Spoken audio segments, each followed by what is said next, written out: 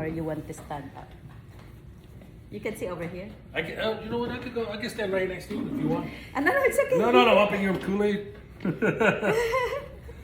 We'll take advantage that there's a smaller class today. Yes. Good to see you. Yeah. When we have lumpia, pancit, spaghetti, it's full pack. Oh, really? At 8:45, I'm so exhausted. Yeah. Okay, so your recipe, you can read it also. I will have my antipara. So we will have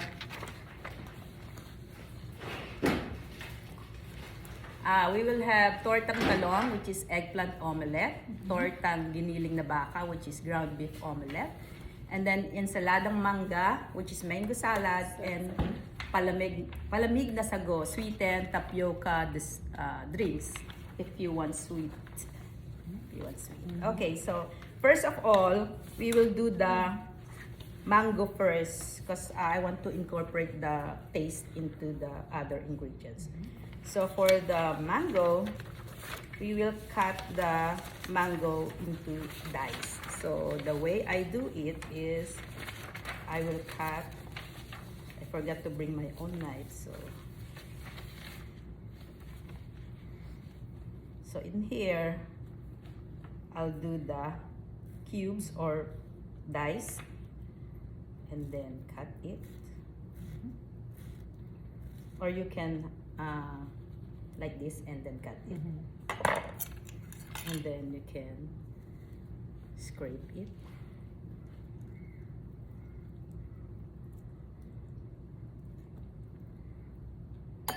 That's the mango. And then we will add the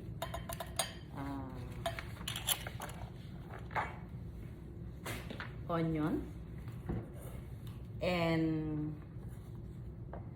patis, which is fish sauce. If you don't like fish sauce, you can use the salt. And then black pepper. And then cilantro is optional because some people, they don't like cilantro. But I like cilantro. So for the cut, we will have dice or cubes. So you will cut it like this. So it's up to you if how big your onion is, but make it a dice for the presentation.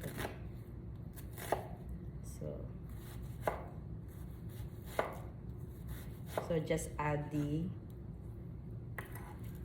onion, and then same with the tomato. So it's up to you if you like to have the seeds in your salad. Some like to add the seeds because it's juicy, more juicy or juicier. So that is the cut. So that is this one. And then for the You using like a quarter tomato? Or you use the whole one mango, one half or one full. Okay. Even so, if you take out the seeds, though, would you use the whole tomato just to get them? Yeah, but if you leave the seeds in half, maybe. I put all of them. Oh, okay. So one tomato, and then green onion. So green onion, usually some people, they don't like the white thing, the roots, of course. And then you can cut into the middle. So it's up to you if you want it tiny, but I want it like bigger because I want a crunchy green onion in my salad. And then after you add the whole green onion, you will add the cilantro, if you like the cilantro. So cilantro, some people, they only like the leaves, but I like the stem also for the crunchiness. So you just cut it like this. So you can cut all of them, 3 or 4 or to 6, depends on your palate if you want a lot. So That's it. And then you can add the, this one is to taste. The fish sauce is to taste. So, depends on how big your mango is. And then, black pepper. So, if you add the, sorry for the smell, for the odor, for the fish sauce. So, if you put fish sauce, you don't need to add the salt. Okay? Because it's very salty. Yeah. So, question for the mango salad. No? So, next is the eggplant omelette. So, this is way back 2022, the Filipino eggplant dish. Torta is one of the most, Can I take a picture of that? Is that okay? yeah, this Yeah. is Chinese eggplant. Chinese eggplant. Yeah, Asian eggplant. I like it. Okay, thank you. So one of the best eggplant dish, one of the best. There's a lot like five or so. Originally we roast the eggplant, but we don't have something. Like we don't have charcoal. We don't have gas stove. So if it's gas stove, you just put it directly on the gas stove. But I don't want to raise on the electric stove. Yeah. So we will boil it. So it's up to you if you want the skin on when you eat it or don't have a skin. But you will boil it with the skin. If you don't want a skin, you will slit maybe like this. So that when you boil it, after boiling, sorry, I didn't bring my knife sharper. So slit it like this, so that when you peel it, you can just peel it by portion. And then when you boil it up, put a dash of salt.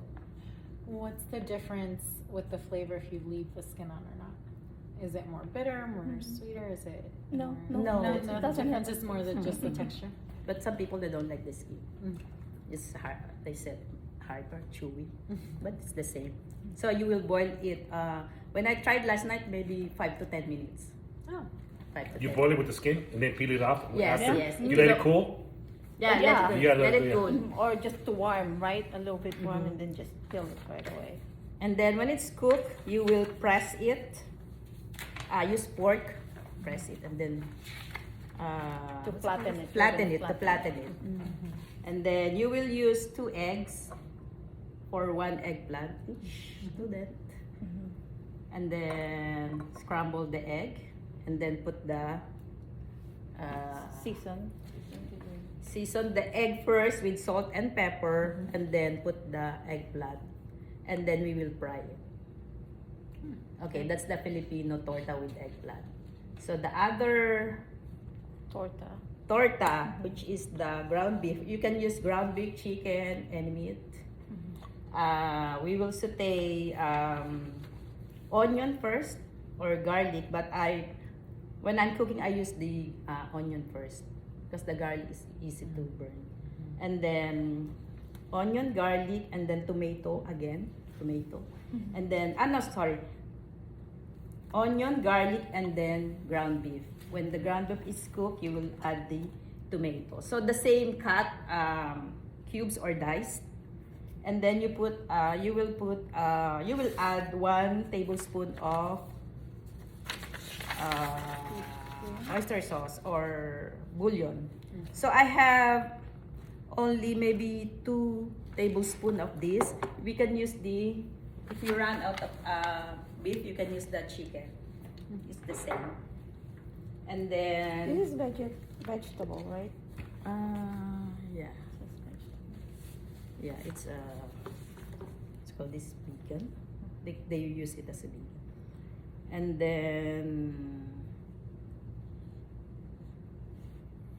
And then when the ground beef is cooked, you will add the bell pepper and the potato. So potato is the same. I wash my hand, okay? So it's the same. You will cut it like a square.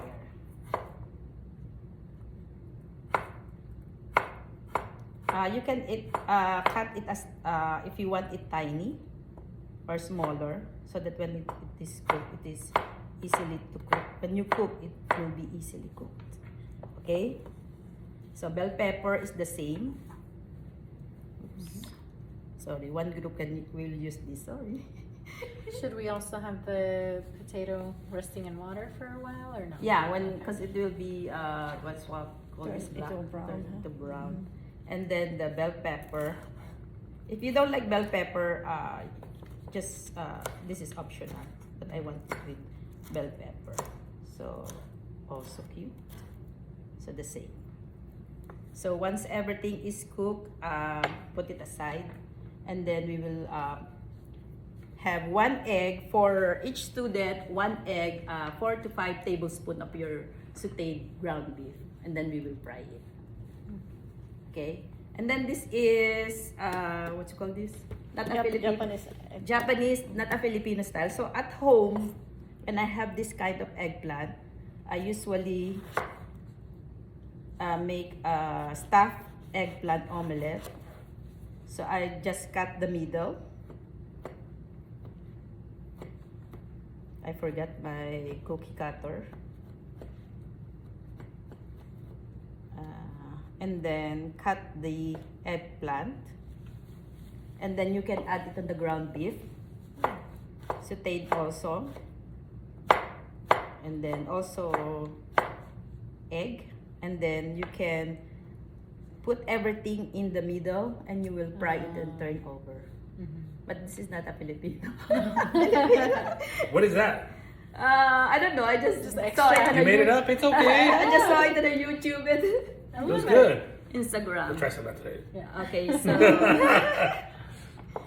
so if you like, and then fried rice. So fried rice is we will have butter, heat butter in a medium heat in the stove, and then add butter and saute the garlic. So once you saw that the garlic is cooked or you smell the aroma of the garlic, you can put the rice, and then mix it and toss for maybe 1 to 2 minutes, and then you can add more butter if you like taste of butter. And then if you want a color, you can add the soy sauce instead of salt, or turmeric if you want yellow. At home you can also use the what's it called? Atsuete. What's the atsuete? Yeah, it's the same, right? Wait, what's the name of that? I forget the name of the atsuete. I will Google it later. Okay. And then for plating, serve the rice with roasted garlic. I brought a roasted garlic or green onion on the top. So for the drink, it's not here because it's a bonus. For 1 cup sugar, we will caramelize 1 cup sugar. Then add 1 cup of water. And then after that, set it aside, and then the tapioca, I think this is Boba. Boba or tapioca. It will be after you boil the water, you just add the tapioca, and then when it floats, it is cooked already. So it depends on the package instruction. So this one, it floats. So I think all tapioca floats. Is that a drink? Yes, That's a drink. It's like a dessert drink or like? Gulaman. like a boba. Sagot. You know Oh, boba? okay. We caramelize 1 cup of sugar and then we Water, and then you add water, and then we will boil it not in the caramelized sugar, but in the boiling water separately. Okay, question before we cook. Oh, the anato, Anato powder. Anato or So if you want red rice, anato powder. anato powder. Or If you want achiote. yellow, Do you know that? use the turmeric. Es como el- If you want brown, use the soy sauce.